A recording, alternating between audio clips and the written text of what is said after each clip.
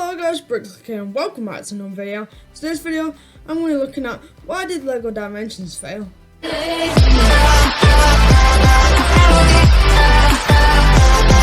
hello guys, I hope you're all having a great day, and today I want to look at the real reason why LEGO Dimensions failed, and I think ultimately that is the price of what LEGO Dimensions actually cost.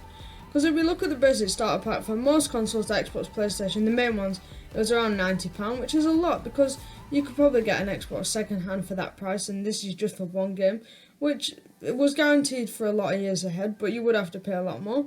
So I don't know why people thought it was a good deal, to be honest, but people still bought it. But then as more and more packs came out, £30, £20, £15, they just weren't reasonable to keep buying them all, and it cost maybe over £1,000 if you want to buy everything. I'm not really sure, but it was just ridiculously expensive. So then, as the waves went on, people were buying less and less because the game was glitching out. The game just wasn't as good as it lived up to be. So LEGO realised that they weren't selling, so unfortunately they did have to end the theme. So I think the reason they ended the theme was because of poor sales in the end. Because I think the sales at start were promising, but then as the waves went on and the more sets came out, and they were getting a bit worse. The minifigures were getting better, but the actual game was getting worse. And not much investment going into it, and TT Games moving on to other LEGO games, people's interest kind of shifted away from LEGO Dimensions, and that's why it began to sell poorly, and people didn't want to buy it, and the cost is a massive influence in that. Because I definitely know if it would have been cheaper, maybe £40 for the starter pack, I would have definitely bought it. And say the packs were about £7, I definitely would have bought some of them. But now if you go to Smith's, I think you can get one of the £15 packs for around £3.75, which is really cheap, and you can get the £40 ones for £10 and also get the starter pack for £20. I did do a Dimensions haul, so I'll link that up above right now, so you can check that out.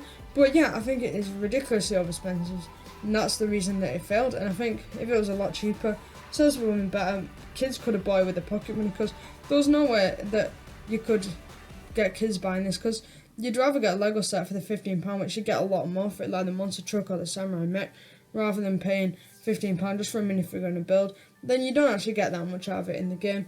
You can play it for like an hour and then that's it. It just gets boring. So I think the actual LEGO Dimensions game had a lot of flaws in it, very glitchy. It annoyed a lot of people, frustrating them. So that's why they ended up started playing in the game in the end. But I think LEGO Dimensions could have been a lot better. They put more thought into it. I know it's a big thing for the LEGO group going into the game market, and I think they need to have a better try in the future to sustain the business, because more people are moving up to video games. But LEGO failed with LEGO Dimensions massively, and overall I think the main cost is the pricing. But what do you guys think about the pricing of LEGO Dimensions? Do you think it was fair, or do you think it was okay? Because I know a lot of AFOs bought it on days of release, but you could buy them in the 99-cent store in America, so that obviously showed that the wider scale it wasn't selling well, and now you can still buy them really cheap. So I just don't think it's good. And I haven't even played the game yet. I bought them back in October, I think, but I still haven't opened the game because I have no interest in playing it. I mainly got it for the pieces because it were like 500 pieces for about £20, and you get 3 minifigures and all the packs, £3.75 for a minifigure and builds, ain't that bad. That's why I bought them. So I think if they appeal more to the casual LEGO fan as just buying the parts, then they could have sold a lot better.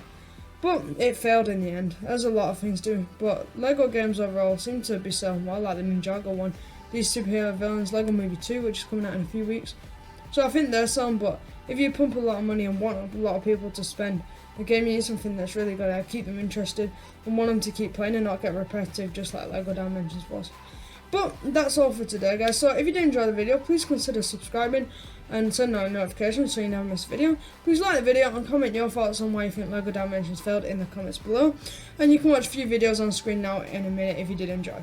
Thank you all for watching, and I'll see you all later. This is Bricklicker signing off. Bye.